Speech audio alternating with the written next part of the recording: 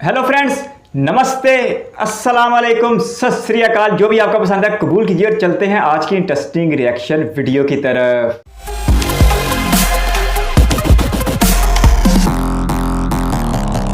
जय हिंद। अलकायदा का सरगना यानी सर्वे सर्वा ऐमान अल जवाहिरी मारा गया। ये 9/11 हमला का एक मास्टरमाइंड था। देखिए 9/11 हमला हुआ था। 9/11 2011 में 11 सितंबर को अमेरिका के वर्ल्ड ट्रेड सेंटर पे हमला हुआ। देखिए जब अमेरिकन भाषा लिखते हैं ना तो उससे पहले महीना लिख देता है सब, अब बाद में तारीख लिखता है सब। तो जैसे ये 9 जो लिख रहा है ना, ये महीना है, सितंबर महीना। अभी अगस्त 8वां चल रहा है, सितंबर 9 आएगा तो सितंबर पहले लिखता है। तो 9 सितंबर 2001 को हमला हुआ था और हम लोग पहले तारीख लिखते हैं। जैसे हमारे यहाँ हुआ था 26/11 यानी 26 नवंबर, तो हम लोग पहले डेट लिखते हैं, उसके बाद महीना लिखते हैं। आई CBSE वाला जो है सब ना पहले महीने में लिख देता है, उसके बाद डेट लिखता है। तो ओसामा बिन लादेन ने वर्ल्ड ट्रेड सेंटर पे धमाका से उड़ा दिया था। उसके बाद से तो अमेरिका इनको खोज रहा था और 10 साल बाद मार के गिराया। 2001 में इसने हमला किया और 2011 में अमेरिका ने एबटाबाद से मार के ओसामा बिन लादेन को गिरा दिया। यहां पर 2 मई 2011 को, यानी 10 साल बाद अमेरिका ने ओसामा बिन लादेन का बदला ले लिया था। इस बदले में जो एबटाबाद मारा गया था वो भारत की सीमा से महज 25 से 30 किलोमीटर था। पाकिस्तान के एबटाबाद में उसे मारा गया था। इस ऑपरेशन को अमेरिका के सील कमांडो ने, नेवी के सील कमांडो ने इस ऑपरेशन को कंप्लीट किया था। लेकिन इस हमले का जो मेन मास्टरमाइंड था ओसामा बिन लादेन तो फेस था, जबकि पूरा बैकग्राउंड पूरी संभालता था ऐमान अल जवाहिरी। ये पेशे से एक डॉक्टर था, ओसामा बिन लादेन इंजीनियर था। तो ये सब पढ़े लिखे थे सब, पता नहीं कैसे इधर चला आया सब। यहाँ पर हम लोग के यहाँ तो छोट मोट गुंडा तबाही मचा देता है सब, देखते हैं विकास दुबे वगैरह, ये जो इंटरनेशनल है सब, भयानक भयानक मारता है सब, होलसेल में उड़ाता है सब। तो ओसामा बिन लादेन एक फेस वैल्यू था अलकायदा का, जबकि सारा अंदर का ऑपरेशन ऐमान अल जवाहिरी देख रहा था। तो 2011 में जैसे ओसामा बिन लादेन मारा गया तो अगला जो पूरा इसका सुप्रीम कमांडर, जिसे ये लोग कहते हैं सरगना, वो ऐमान अल जवाहिरी बना। ऐमान अल जवाहिरी को मारने के लिए अमेरिका पहले बहुत बार किया, कई बार इसके प्रयास असफल रहे। तो इसकी टोटल जिम्मेदारी CIA को सौंप दिया गया।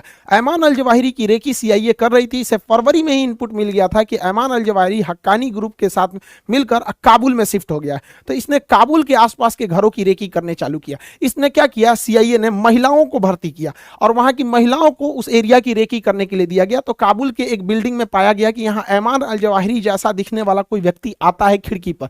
तो यहां से कुछ दूरी पर ड्रोन कैमरास को फिट किए गए और सैटेलाइट इमेजिंग ड्रोन से फिगर लाया गया, जिससे यह पता चल गया कि ऐमान अल जवाहिरी अक्सर इस बालकनी में आता है और यह कंफर्म हो गया कि अल जवाहिरी है। तो इसको जो बाइडेन ने परमिशन दिया और संडे के दिन ऐमान अल जवाहिरी को ड्रोन से एक मिसाइल अटैक किया गया जो सीधे इसके छाती पे घुस गया और ब्लास्ट कर गया। इस ड्रोन के ब्लास्ट में किसी की जान नहीं गई, केवल ऐमान अल जवाहिरी मरा। और देखिए अगल बगल की बिल्डिंग को भी ज्यादा लॉस नहीं हुआ, केवल वो रेलिंग गया है। इसको मारा गया था रीपर मिसाइल से, रीपर ड्रोन से। ये रीपर ड्रोन एक हमलावर ड्रोन है, एक बहुत लंबे समय तक इंड्योरेंस कर सकता है हवा में। इसमें हेलफायर मिसाइल लगाई गई थी। इस हेलफायर मिसाइल की खासियत है कि आगे वाले भाग में इसमें गाइडेंस सिस्टम है और पीछे वाले भाग में फ्रेगमेंटेशन है। मतलब इस फ्रेगमेंटेशन मतलब ये नोकीले नोकीले इसमें धातु के रॉड होते हैं जो सीधे किसी के व्यक्ति के अंदर घुस सकते हैं। और इसे मारा गया जब, तो ये सीधा यहाँ पे ऐमान अल जवाहिरी खड़ा था, सीधे आके एकदम छाती पे घुस गया। किसी को पता भी नहीं चला। ये ब्लास्ट नहीं होता है बल्कि धारदार चाकू की तरह शरीर के अंदर घुस जाता है और ऐमान अल जवाहिरी की वहीं पर मृत्यु हो गई। इस मृत्यु के बाद सारे आतंकवादी एक हो गए सब, अलकायदा, तालिबान और पाकिस्तान में पन रहे जो पाकिस्तान का तालिबान है, तहरीके तालिबान पाकिस्तान जो है, TTP जो है, वो सब एक हो गए। और इन तीनों को ये लगने लगा है कि इस हमले में पाकिस्तान ने इसका साथ दिया है और कहीं ना कहीं पाकिस्तान भी सॉफ्ट हुआ है आतंकवाद के मुद्दे पर। अमेरिका जिस तरह से कहता है आतंकवादियों को, पाकिस्तान अब उस तरह से दबाने लगा है क्योंकि इनके पास भिखमंगे हो गए, पैसे नहीं है यहाँ पर। तो अब ये तीनों मिलकर इनसे दुश्मनी कर लिया। अब इन चोट्टों को समझ में आ रहा है कि सांप पालेंगे तो एक दिन तुम्ही को काटेगा यहाँ पर। अब क्या हुआ है कि अमेरिका यहां पर इसी बीच बलूचिस्तान, पाकिस्तान के लिए सबसे बड़ा सरदर्द बना हुआ है बलूचिस्तान। 2030 में बलूचिस्तान टूट के अलग होगा। पहला विभाजन पाकिस्तान का हुआ बना जब 1947 में, 1971 में यहां हुआ, 2030 में यहां हो गया। बलूचिस्तान में बाढ़ आया हुआ था और बलूचिस्तान में यहां से आर्मी के टॉप कमांडर्स का हेलीकॉप्टर जा रहा था। तो ऐसा कहा जा रहा है कि इसके ऊपर भी वहां बलूचिस्तान रिबल्स ने हमला किया था। इस हमले कहिए या दुर्घटना कहिए, इसमें यह पूरा का पूरा हेलीकॉप्टर क्रैश कर गया और उसमें टॉप लेवल के अधिकारी थे। लेफ्टिनेंट जनरल सरफराज अली ये अगले सेना प्रमुख होने वाले थे और इमरान खान के काफी करीबी थे, हमारा चचवा तो ऐसे ही गया ससुरा, उसका करीबी मारा गया। दूसरा ब्रिगेडियर अमजद हनीफ, ये ब्रिगेडियर रैंक के थे। ब्रिगेडियर खालिद, ये इतने बड़े बड़े अधिकारी थे। मेजर अहमद, मेजर मन्नान, ये इतने बड़े बड़े अधिकारी इसमें मारे गए हैं यहाँ पे। तो ऐसा कहा जा रहा है कि ये दुर्घटना भी हो सकता है और साथ में ये भी हो सकता है कि बलूचिस्तान रेबल्स ने यह किया है। देखिए पाकिस्तान अलकायदा के मारे जाने से यहाँ पे एक बलूचिस्तान रिबल आतंकवादी मतलब उग्रवादी पहले से अलगाववादी है। यहाँ तहरीके तालिबान है जो पाकिस्तान को कहता है कि जिस तरह तालिबान ने अफगानिस्तान को कब्जा किया हम पूरे पाकिस्तान को कब्जा करेंगे। यहाँ अलकायदा मराया है वो ऐसे ही भड़का हुआ है पाकिस्तान के ऊपर, और तालिबान का बॉर्डर डिस्प्यूट चल रहा है। अब सारे आतंकवादियों की वजह से पाकिस्तान क्या हो चुका है, पीस गया है, और बहुत जल्दी अब उसका यह वाला एरिया बलूचिस्तान हाथ से जाने वाला है। इसको समझिए कैसे। देखिए पाकिस्तान के पास पैसे की कमी थी तो पाकिस्तान बहुत बार अमेरिका से कहा, अमेरिका ने तो फोन भी नहीं किया पाकिस्तानियों को यहाँ पर। तो वहां के जो सेना प्रमुख थे उन्होंने जो बाइडेन से डायरेक्ट कहा कि हम आतंकवाद के खात्मे में आपकी मदद करेंगे, लेकिन प्लीज आप आईएमएफ को कहिए कि वो इन्हें लोन प्रोवाइड करे। तो आईएमएफ कुछ हद तक विचार कर रहा है लोन का, इसलिए ये आशंका जताई जा रही है कि पाकिस्तान ने भी इसमें बहुत हेल्प किया होगा अमेरिका का यहाँ पर। अब पाकिस्तान के पास पैसे है नहीं, पाकिस्तान का जो फॉरेन एक्सचेंज है, इनके पास कुल विदेशी मुद्रा भंडार एकदम गिर चुका है, $8 बिलियन का है। इन चोटों के पास $8 बिलियन का विदेशी मुद्रा भंडार है और कर्जा इनके पास $250 बिलियन का। ये चोटा किस यूनिवर्सिटी में इकोनॉमिक्स पढ़े हैं सब हमको नहीं समझ में आ रहा है। औकात है 8 बिलियन की, पैसा लिए हैं $250 बिलियन की, और इनका 1 रुपया, पाकिस्तान का 1 रुपया, जो पाकिस्तान का जो रुपया है इतना नीचे गिर गया है कि $1 240 रुपया पहुंच चुका है। तो अब इतना महंगाई अभी हमारे यहाँ देखिए, हमारे यहाँ $1 69 से 80 रुपये के बीच में, 80 राउंड द फिगर, 80 से थोड़ा बहुत आगे पीछे की ओर जा रहा है। और यहाँ देख रहे हैं 3 गुना भयानक, तो हमसे 3 गुना महंगाई में जा रहा है यहाँ पे। जबकि आबादी देखिए कितना कम है, उत्तर प्रदेश बराबर आबादी है, ये छोटा सबसे इतनी चुकी आबादी को नहीं संभाल पा रहा है, क्या कहेगा सब इसको। तो खैर अमेरिका कुछ हद तक मदद कर रहा है, लेकिन जैसे अमेरिका मदद करेगा आतंकवादी इनके ऊपर चढ़ जाएंगे सबकी ससुरा, तूने हमको क्या कर दिया, मरवा दिया। अब इनके पास पैसे नहीं है, अब ये जाएंगे कहाँ पे, अपनी जनता को भूखे मरने तो छोड़ेगा नहीं कोई भी देश, तो लोन भी चुकाना है। तब ये गए लोग लोन मांगने कहाँ पे, चाइना के पास। कहें लोग कि भैया हमको लोन दे दो। आखिर ये लोग तो अल्टीमेटली चाइना के ही रखेल हैं ये लोग, तो लोन मांगने वहां गए, लेकिन हो गया यहाँ खेला। चाइना के पास अभी भयंकर बवाल चल रहा है। चाइना ने पूरी दुनिया में घूम घूम लोन बांटा था, श्रीलंका में बांटा, अफ्रीका में बांटा, बांग्लादेश में बांटा, म्यांमार में बांटा, और सारे देश लोन चुका नहीं पाए। अब चाइना के बैंकों के पास पैसा हो गया खत्म, और जो लोग चाइना के बैंकों में पैसा रखे थे वो लोग गए मांगने कि हमारा पैसा दो, तो बैंक कर रहा आपका पैसा तो श्रीलंका को दिए थे डूब गया, आपका पैसा माली को दिए थे डूब गया, आपका बांग्लादेश को दिए थे डूब गया, म्यांमार को दिए थे डूब गया।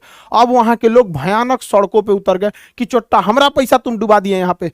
तो चाइना गवर्नमेंट ने सड़कों पे टैंक उतार दिया, कहा कि ससुरा तू नहीं, तुम ज्यादा कूदेगा उड़ा देंगे तोरा टैंक कैसे, यहाँ पर इतना खतरनाक है सब। तो एक तो इनके पास पैसा नहीं है, ये पैसा देने वाले भी नहीं है। दूसरा चाइना फंसा हुआ भी ताइवान इशू वाले पर, तो चाइना इनको पैसा नहीं दिया। दूसरा चाइना के लोग पाकिस्तानियों से बहुत ज्यादा चिढ़े हुए हैं, क्योंकि इधर कई ऐसी घटना हुई हैं जो पाकिस्तान के अंदर बम ब्लास्ट हुए हैं, उसमें चाइनीज वर्कर मारे गए हैं और टारगेटेड मारे गए। दासू डैम में मारे गए थे, उसके बाद चाइनीज सब AK-47 लेके ड्यूटी करता था, बस से जो जा रहे थे उस बस को जला दिया गया, चाइनीज जिंदा जल गए वहां पे। तो डर के मारे चाइनीज ऐसे लाइन लगा के भागने लगे वहां पर, कराची एयरपोर्ट से भाग गए। ससुरा कहाँ रहेंगे हम चाइना में। तो चाइना पाकिस्तान के ऊपर लोन तो दिया नहीं, कर्जा माफ किया नहीं, उल्टे लगा दिया $11.6 मिलियन का फाइन कि दे चट्टा कहीं का, हमारे नागरिक मरे हैं, सुरक्षा दो नहीं तो इतना पैसा दो यहाँ पर। तो पाकिस्तान के पास तो था नहीं, गरीबी में आटा गीला हो गया। पाकिस्तान को हर हाल में अपना कर्ज हटाना पड़ेगा वरना पाकिस्तान दिवालिया हो जाएगा। इसके लिए पाकिस्तान के संसद ने एक ऐसा विधेयक पास कर दिया कि पाकिस्तान अपने किसी भी एसेट्स को, जैसे हाईवे हो गया, एयरपोर्ट हो गया या फिर बंदरगाह हो गया, इसे विदेशी को बेच सकते हैं और इसके खिलाफ कोई भी व्यक्ति सुप्रीम कोर्ट में नहीं जाएगा। सोचिए कि ये लोग पहले ही सुप्रीम कोर्ट को साइड कर दिए। अब इन्होंने ग्वादर पोर्ट तो बेच रखा है, ग्वादर पोर्ट बचा नहीं, इनका एयरपोर्ट कोई लेने वाला है नहीं यहाँ पर। तो हो सकता है कि ये हाईवे वगैरह को बेचे कि भैया तुम यहाँ से टोल वसूल के ले जाओ यहाँ पर। हद तो तब हो गया वहाँ की महिलाएं इसका विरोध करने लगी, क्योंकि चाइनीज जो थे पाकिस्तानी लड़कियों को लेके जाने लगे चाइना में। किसी भी देश के लिए इससे शर्म की बात क्या हो सकती है।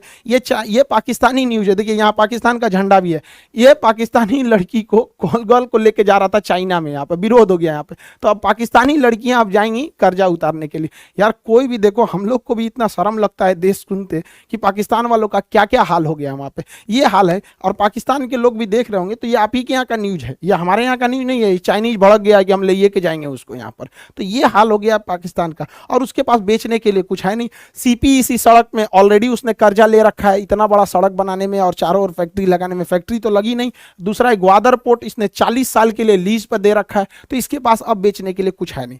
अब चाइनीजों का बलूचिस्तान के एरिया में कब्जा होते जा रहा है। बलूचिस्तान खनिज संपदा से बहुत भरा हुआ है और बलूचिस्तान के खनिज को चाइना निकाल रहा है और यहाँ बलोच वाले मिलकर उसको मार रहे हैं। बलोचों का कहना है कि ससुरा हमको अलग करो, जब तुम हमारे साथ भेदभाव करते हो तो हमको अलग करो। देखिए पाकिस्तान की समस्या समझिए, कोई भी देश को एजुकेशन बहुत जरूरी है और ना उस देश के अंदर जाहिलियत भर जाएगी।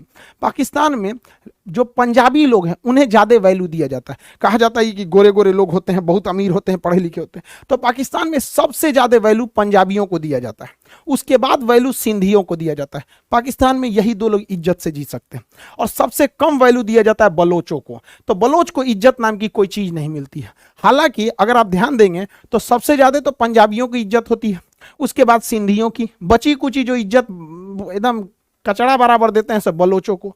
इससे भी गए गुजरा इज्जत देते हैं सब बंगाल को, पूर्वी पाकिस्तान को। ये बांग्लादेश जिसे देख रहे हैं ये तो पूर्वी पाकिस्तान था। ये पाकिस्तानी इन्हें कहते थे कि ये बंगाली काले होते हैं, इन्हें किसी काम लायक नहीं रखते थे। तो यही हुआ कि बंगाल में मुक्ति वाहिनी खड़ी हो गई और 1971 में भारत के सहयोग से यह मुक्ति वाहिनी ने आजाद करा दिया और 1971 में बांग्लादेश टूट गया। यह इतिहास दोबारा दोहराया जाएगा 50 सालों के बाद, 60 सालों के बाद, 2030 तक यहां से बलोच भी अलग हो जाएगा।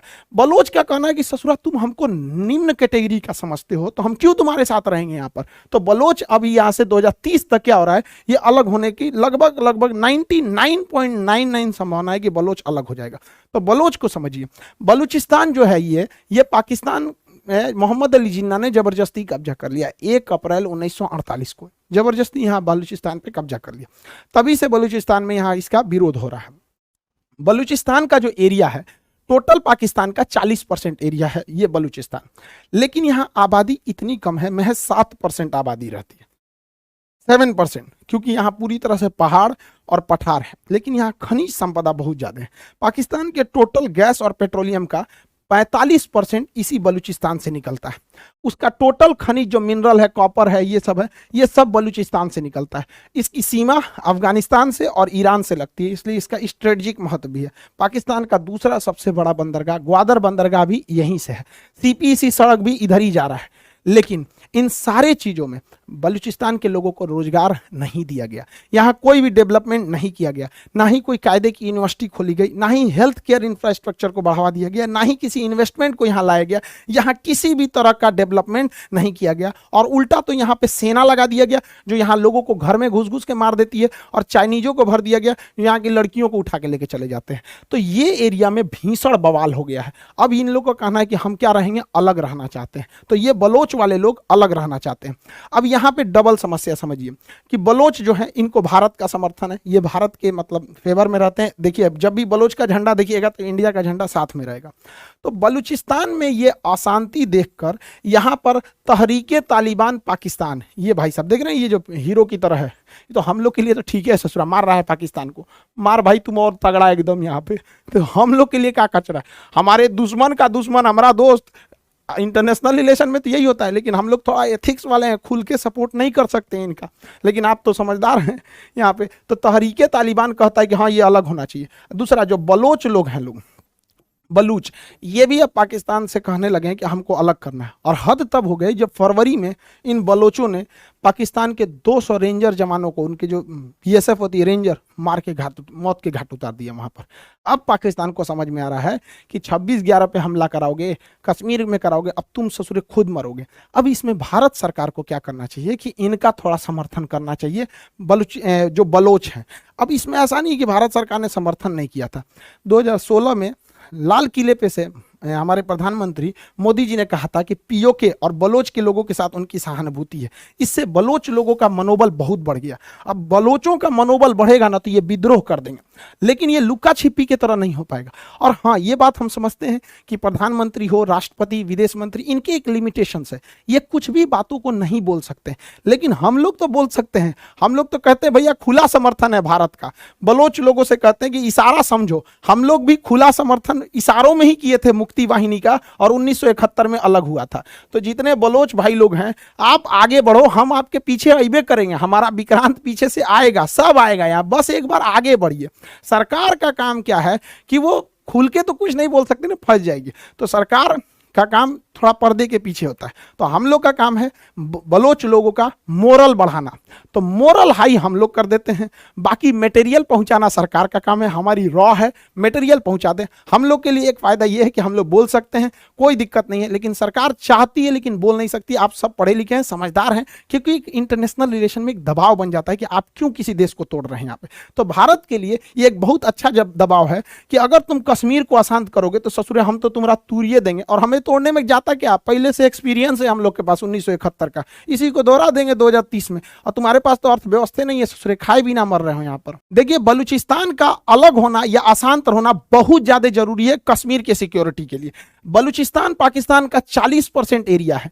अगर ये अशांत हो गया, यहां विद्रोह हो गया आजादी के लिए, तो पाकिस्तान को अपनी सेना को यहां से बुलाना पड़ेगा कश्मीर से, और यहां पर जाके इंसर्जेंसी को शांत करना पड़ेगा, जिससे कि हमें फायदा होगा और कश्मीर शांत होगा। तो कश्मीरी भाइयों की शहादत न हो, कश्मीर शांत हो सके, भारत का कश्मीर भारत के साथ कंधे से कंधा मिला के चल सके, वहां भी विकास हो सके। इसलिए कश्मीर के विकास के लिए यह जरूरी है कि एक नए देश का उदय हो, और इसके लिए जहां तक हो सके हम लोग से तो जितना बनता है कर सकते हैं। हम मोरल बढ़ा सकते हैं, आइडियाज आगे बढ़ा सकते हैं, लेकिन मटेरियल सरकार ले आएगी। बलोच लोग, आप याद रखिए, आपको आगे बढ़ना पड़ेगा। आप एक कदम आगे बढ़ाइए, बाकी सारा काम हम लोग कर देंगे यहां से।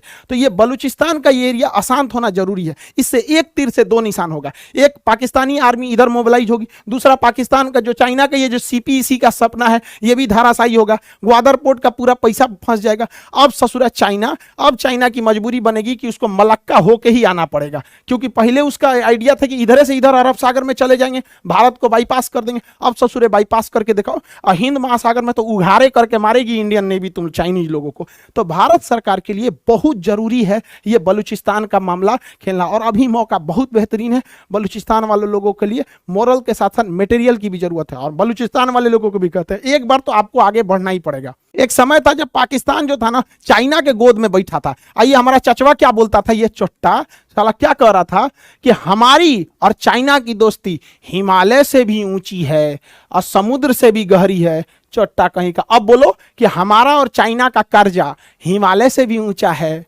समुद्र से भी गहरा है, दूसरे के बल पे कूदेंगे। देखिए, मेन आप समझिए गहराई से, कभी भी किसी भी देश को अगर आगे बढ़ना है तो किसी दूसरे देश पे नहीं कूदना चाहिए। एक समय था ये ससुरा अमेरिका के दम पे कूदता था, बाद में चाइना के दम पे कूदा, दोनों ले लात मार दिया। तो ये मोरल है लेसन, किसी को दूसरे देश पे नहीं कूदना चाहिए। यूक्रेन तो कूद रहे थे, मरा गए छुट्टा। दूसरा कि हर देश को अपने खुद के विकास पे ध्यान देना चाहिए, दूसरे के टांग नहीं लड़ाना चाहिए। हम लोग मंगल ग्रह तक चले गए, ये ससुरा अभी कश्मीर में घुसने के लिए सोच रहा है। तो अगर ये टांग नहीं लड़ाता, कश्मीर से 370 हट गया, धीरे धीरे आने वाली जितने कश्मीर के उग्रवादी हैं सब, ये चोट्टे 30-40 साल में मर जाएंगे सब। उसके बाद नई जनरेशन वो भारत से कंधा मिला के चलेगी, उसको पता ही नहीं चलेगा 370 क्या है। लॉन्ग टाइम में सोचिए यहाँ पर। दूसरा, हर देश को अपना एजुकेशन पे ज्यादा ध्यान देना चाहिए। पाकिस्तान ने कभी एजुकेशन पे ध्यान नहीं दिया। और सबसे जरूरी, आत्मनिर्भर बनिए। हम लोग आत्मनिर्भर की ओर बनेंगे तो किसी की जरूरत नहीं पड़ेगी। और सबसे खतरनाक जो चीज किसी देश को बर्बाद कर देता है, धार्मिक लोगों का देश के ऊपर वर्चस्व हो जाना। यहाँ फ्रांस देखिए, फ्रांस के राजदूत को लात मारो, इनको मारो, उनको मारो। अरे यार, धार्मिक चीजें घर के अंदर की चीज है, बट देश के ऊपर धर्म हावी नहीं होना चाहिए, क्योंकि धर्म एक ऐसा चीज है जो कभी मतलब आप उसमें आपको प्रॉफिट लॉस कुछ सोचना ही नहीं देता आपको। तो पाकिस्तान में क्या हुआ, यही सारी समस्या हुई, धर्म हावी हो गया। आज पाकिस्तान जा रहा है यहाँ पे 2030 तक, ये गारंटी है, लिख लीजिए यहाँ पर, कि पाकिस्तान का बलूचिस्तान टूटेगा और उसमें हम लोग भी अपना योगदान देंगे, क्योंकि डिजिटल इंडिया का यही तो फायदा है यहाँ पर, ताकि हम अपनी बात वहां तक पहुंचा सकते हैं। एक्चुअली इंटरनेशनल रिलेशन के टॉपिक काफी कॉम्प्लिकेटेड होते हैं। इसमें एक चीज को समझने से पहले आपको कई अलग अलग चीजों की जरूरी होती है यहाँ पर। अब क्लास में क्या होता है कि आदमी पूरा का पूरा एक लंबा लेक्चर लिया रहता है क्लास में, डेली 4 घंटा 5 घंटा, तो एक फाउंडेशन बिल्ट हो जाता है, तो समझने में इजी हो जाता है। खैर हमारी कोशिश रहती है कि एकदम सरल से सरल भाषा में आपको ये चीज़ों को समझाया जा सके। आई होप आप 19 मिनट के इस लेक्चर को पूरा सुनने के बाद और खान साहब को पहली बार सुनने के बाद मुझे रह रह के मिर्ज़ा गालिब का एक शेर याद आ रहा है। पहले वो सुना दूँ, फिर आगे वीडियो की तरफ चलते हैं। उनकी सादगी पर कौन ना मरे है खुदा, लड़ते हैं और हाथ में तलवार नहीं होती। खान साहब पाकिस्तान में बलूचिस्तान की अलहदगी के लिए लड़ रहे हैं और हमें आज तक खबर ही नहीं थी। वैसे अगर खान साहब की बात की जाए तो ये वाकई सर कहलाने के लायक है, क्योंकि ये वो तारीखें मिलाते हैं जो कभी भूलती नहीं। 9/11, 26/11, क्योंकि बाद में इस सारी तारीखों को पाकिस्तान के साथ जोड़ दिया जाता है। खैर अब मौजू की तरफ आते हैं। मुझे इस बात का इम्कान था वीडियो टाइटल देखने के बाद या थंबनेल देखने के बाद कि शायद पूरी वीडियो ऐमन अज़वाहिरी के गिर्द घूमेगी, लेकिन कुल मिलाकर यहाँ पर दहशतगर्द साबित करने की कोशिश की गई अफवाज पाकिस्तान को भी और अक़वाम पाकिस्तान को भी। आप पहले ही बहुत लंबी वीडियो देख चुके हैं, लेकिन अगर आप यहाँ तक आ गए हैं तो प्लीज़ रुकिएगा, क्योंकि ये वीडियो बहुत दिलचस्प होने वाली है और ख़ान साहब की बताई गई कई एक मालूमात ऐसी हैं जिन्हें अपने हक में मोड़ दिया गया है। सबसे पहले मैं आपके ऊपर एक सवाल छोड़ता हूँ कि 9/11 का हमला अल-कायदा की फतह थी या अमेरिका की शिकस्त? इसका जवाब मुझे कमेंट में ज़रूर दीजिएगा। अब अगर ऐमन अज़वाहिरी की बात की जाए तो ये 1951 में पैदा हुए थे मिस्र में। पेशे के अतबार से ये आँखों के सर्जन हैं और इनके ख़ानदान के लोग बड़े मोअज़्ज़ज़ और मोतबर ओहदों के ऊपर मिस्र में मौजूद थे। इनका 1980 की दहाई में ही दहशतगर्द तंजीम इख्वानुल मुस्लिमीन के साथ रब्ता शुरू हो चुका था और इन्हें मिस्र में उनके साथ ताउन रखने के जुर्म में कैद की सज़ा भी सुनाई गई थी। 2006 में एक ड्रोन हमले में इनको मारने की कोशिश की गई थी, लेकिन ये बचने में कामयाब हो गए थे। इसके साथ साथ अगर 1908 में तंजानिया और कीनिया के सफारत खानों पर होने वाले हमलों की बात की जाए तो उसमें भी ऐमन अज़वाहिरी को मास्टरमाइंड कहा जा रहा था, जिसमें तकरीबन 220 लोग हलाक हुए थे और उन 220 लोगों में 12 लोग अमरीकी भी थे। उसका इल्ज़ाम भी इनके सर पे था और जिस तरह वीडियो में कह रहे थे कि 9/11 के मास्टरमाइंड होने का इल्ज़ाम भी ऐमन अज़वाहिरी के सर था। और अल-कायदा के सरबरा उसामा बिन लादेन को 2011 में एबटाबाद में, इसमें कोई शक नहीं कि वो पाकिस्तान में मारे गए थे, लेकिन इसमें भी 100% शक है कि वो 2005 में भी तोरा बोरा के पहाड़ों पर होने वाली बमबारी में भी मारे गए थे। तो अमेरिका है ये अपने दुश्मन को एक नहीं दो नहीं कई बार भी मार सकता है और पैदा कर सकता है। बहरहाल ऐमन अज़वाहिरी की खबर बिल्कुल दुरुस्त है कि ये काबुल में मारे गए हैं और एक ड्रोन हमले में मारे गए हैं और इनकी रैकी की थी CIA ने वहाँ की मकामी ख़वातीन की मदद से। और अब की बार अच्छी बात यह है कि सिर्फ़ और सिर्फ ऐमन अज़वाहिरी निशाना बने हैं, घर को किसी किस्म का नुकसान नहीं पहुंचा और घर वाले भी तमाम महफूज रहे हैं। ऑपरेशन काबुल में हो रहा है तो पाकिस्तान का किसी किस्म का ताउन कैसे मुमकिन है? अमरीकी अखबार ने भी दावा किया है कि ऐमन अज़वाहिरी को मारने वाला ड्रोन किर्गिज़स्तान से उड़ाया गया था। वैसे सोशल मीडिया पे उसे पाकिस्तान से भी उड़ा दिया गया था, लेकिन पाकिस्तान की रियासत ने इस बात की सख्ती से तरदीद कर दी थी कि पाकिस्तान किस अमेरिका की मदद करे इस खित्ते में। ये सवाल मैं आपसे भी कर रहा हूँ कि पाकिस्तान किस अमेरिका की मदद करे इस खित्ते में और किस किस्म की दहशतगर्दी को ख़त्म करने के लिए अमेरिका की मदद करे? क्या ये वही अमेरिका नहीं है जो 2001 में इधर आया, 2021 में यहाँ से चला गया और 20 सालों में 2000 अरब डॉलर खर्च करने के बाद अपने 2500 से ज़्यादा फ़ौजियों को मरवाने के बाद और हज़ारों फ़ौजियों को नकारा करने के बाद अमेरिका की शानदार इंतज़ामिया तालिबानों की हुकूमत को तालिबान की हुकूमत से रिप्लेस करने में कामयाब हो गई है? तो अमेरिका का इस खित्ते से इंटरेस्ट खत्म हो चुका है। ऐमन अज़वाहिरी मरे या कोई दूसरा तीसरा मरे, पाकिस्तान ना तो किसी का जवाबदेह है और ना ही किसी किस्म के मामलात में मुलव्वस है और पाकिस्तान की सरहद अफगानिस्तान के बॉर्डर के बाहर ख़त्म हो जाती है और अफगानिस्तान में जो कुछ हो रहा है उसका जिम्मेदार तालिबान है, अफगान हुकूमत है, अफगान अवाम है। पाकिस्तान का उससे कोई लेना देना नहीं। पाकिस्तान तो अफगान अवाम की मदद की अच्छी खासी कीमत अदा कर चुका है। आज भी पाकिस्तान में 40 लाख से ज़ायद अफगान मुहाजिरीन मौजूद हैं और ये दुनिया की जदीद तारीख की सबसे बड़ी हिजरत है। आप फिगर्स में चेक कर सकते हैं कि किसी मुल्क की तरफ 40 लाख लोगों ने हिजरत की और पिछले 40-50 सालों से वो लोग यहाँ पर मौजूद भी हैं। अगस्त 2021 के बाद से, जब से तालिबान अफगानिस्तान में इक़्तिदार में आए, उसके बाद से अक़वाम मुत्तहिदा की रिपोर्टें बताती हैं कि 3.5 लाख से ज़ायद अफ़गानी पाकिस्तान मुंतकिल हो चुके हैं। तो पाकिस्तान की अवाम ने, पाकिस्तान की रियासत ने मुश्किल वक्त में अफ़गान अवाम का साथ दिया, लेकिन पाकिस्तान को नेकी का सिला बिल्कुल भी नेकी के साथ नहीं दिया गया। अब वीडियो के एक दूसरे हिस्से की बात करते हैं जिसमें बलूचिस्तान के हेलीकॉप्टर हादसे को दहशतगर्द तंजीम यानी BLA की कार्रवाई के साथ जोड़ने की कोशिश की जा रही थी। एक पूरी वीडियो में हमने इस पे बात की है, एंड स्क्रीन पे दे दूंगा, वो जरूर देखिएगा। यहाँ मुख्तसर बता देता हूँ कि मौसम की खराबी की वजह से हादसे का शिकार होने वाले हेलीकॉप्टर को गिराने की जो जिम्मेदारी है वो इंडिया के एक सहाफ़ी ने BLA के साथ जोड़ दी है। अब तो उनके सहाफ़ी कैरियर के ऊपर भी उंगलियां उठनी चाहिए कि आखिर उनका BLA के साथ जो एक दहशतगर्द तंजीम है क्या ताल्लुक है। BLA की आप पूरी हिस्ट्री निकाल के देख लें, उन्होंने ऐसी कोई कार्रवाई नहीं की कि पाकिस्तान के किसी एक हेलीकॉप्टर या जहाज़ को मार गिराया हो। आप एंड स्क्रीन पे वो वीडियो को ज़रूर देखिएगा, उसमें तफसील से बात की गई है। खैर, बलूचिस्तान को आज़ाद करने की बात की जाए तो 1971 से जब से बांग्लादेश पाकिस्तान से अलग हुआ है अपने अंदरूनी सियासी हालात की वजह से, उसके बाद से भारत ने ये ढंढोरा पीटना शुरू कर दिया है कि बलूचिस्तान को भी आज़ाद करवाया जाएगा। लेकिन 51 बरस गुजर जाने के बाद भी भारत या किसी भी दूसरे तीसरे मुल्क का ये ख्वाब पूरा नहीं हो सका। बांग्लादेश में भारत को एक बहुत बड़ा एडवांटेज था, वो ये था कि बांग्लादेश को भारत ने 3 तरफ से घेर रखा है और पाकिस्तान का बांग्लादेश से फासला, कराची से ढाका का फासला 2300 किलोमीटर है।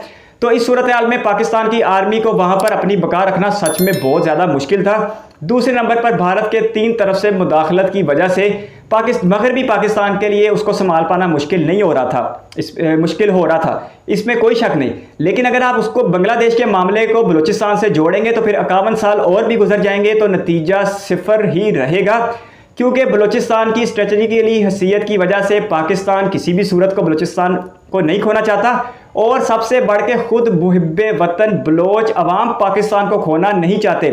बलूचिस्तान 2 मुल्कों के साथ पाकिस्तान का बॉर्डर शेयर करता है, ईरान और अफगानिस्तान जैसे ममालिक के साथ। तो पाकिस्तान के लिए बलूचिस्तान की अहमियत बहुत ज़्यादा है। खैर, हम तो बलूचिस्तान को 2010 से टूटता ही सुनते आ रहे हैं, लेकिन ऐसा ना होना है ना होगा, चाहे 2030 की डेट आ जाए चाहे 3030 की डेट आ जाए, ऐसा मुमकिन नहीं है, क्योंकि बलोचों की मोहब्बत और हुब्बुल वतनी उन्हें पाकिस्तान के साथ जोड़े रखे हुए है। अब अगर ये वीडियो के मुआशी मामलात की बात की जाए, जिस तरह वीडियो में कह रहे थे कि पाकिस्तान के पास $8 बिलियन का फॉरेन रिजर्व बचा है, तो मैं चैलेंज तो नहीं करना चाहिए, लेकिन मैं पूरी जिम्मेदारी के साथ कह रहा हूं कि $8 बिलियन तक पाकिस्तान के फॉरेन रिजर्व कभी गिरे ही नहीं थे। और जून 2020 में जब मुश्किल तरीन वक्त था तो उस वक्त भी ये फॉरेन रिजर्व $10 अरब के आसपास थे।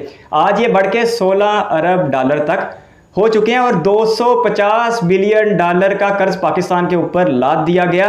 हालांकि पाकिस्तान के ऊपर जो बैनुल अक़वामी कर्ज है वो $130 बिलियन है। और करेंसी डॉलर के रेट की बात की गई, इसमें कोई शक नहीं कि भारत में करेंसी मुस्तहकम है, भारत की मईशत मुस्तहकम है और भारत की इकानमी अच्छी स्पीड के साथ ग्रो कर रही है। ये बातें अपनी जगह बिल्कुल सच है। और आज भारत में 80 रुपये में एक अमेरिकी डॉलर एक्सचेंज हो रहा है। पाकिस्तान में ये 3 गुना तक गया ज़रूर था, यानी कि 240 तक, लेकिन अब 220 तक वापस आ चुका है और आने वाले दिनों में ये 210 या 10 से भी नीचे गिर सकता है। चलें अब चाइना में चलते हैं, क्योंकि जब भी पाकिस्तान और इंडिया की बात होगी तो घूम फिर कर बात चाइना तक ज़रूर आएगी। वीडियो ऑनर कह रहे थे कि चाइना के अवाम सड़कों पे निकल आए हैं और चाइना के सारे बैंकों के आगे ही टैंक नाफिज कर दिए गए हैं और जो भी अपना पैसा मांगने जा रहा है उसे टैंक से उड़ाने की धमकी दी जा रही है।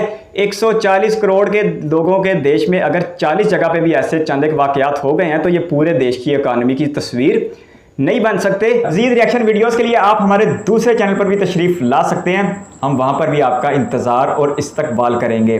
धन्यवाद। पाकिस्तान चाइना से पैसे लेने गया तो चाइना ने कहा पैसे ख़त्म हो गए हैं। समझ नहीं आती कैसे ख़त्म हो गए, क्योंकि चाइना का फिस्कल ईयर 1 जनवरी से शुरू होता है और 1 जनवरी 2021 से लेकर 31 दिसंबर 2021 तक, यानी पिछले फाइनेंशियल ईयर में चाइना का ट्रेड सरप्लस $676 बिलियन था। जी हाँ, $676 बिलियन ट्रेड सरप्लस, यानी कि जो प्रॉफिट चाइना अपने ट्रेड की वजह से कमा रहा था। इसके साथ साथ चाइना की ट्रेड 1995 से सरप्लस में जा रही है और 2009 से चाइना दुनिया का सबसे बड़ा एक्सपोर्टर चला आ रहा है और फिर भी उस चाइना के पास पैसे खत्म हो गए थे पाकिस्तान को देने के लिए।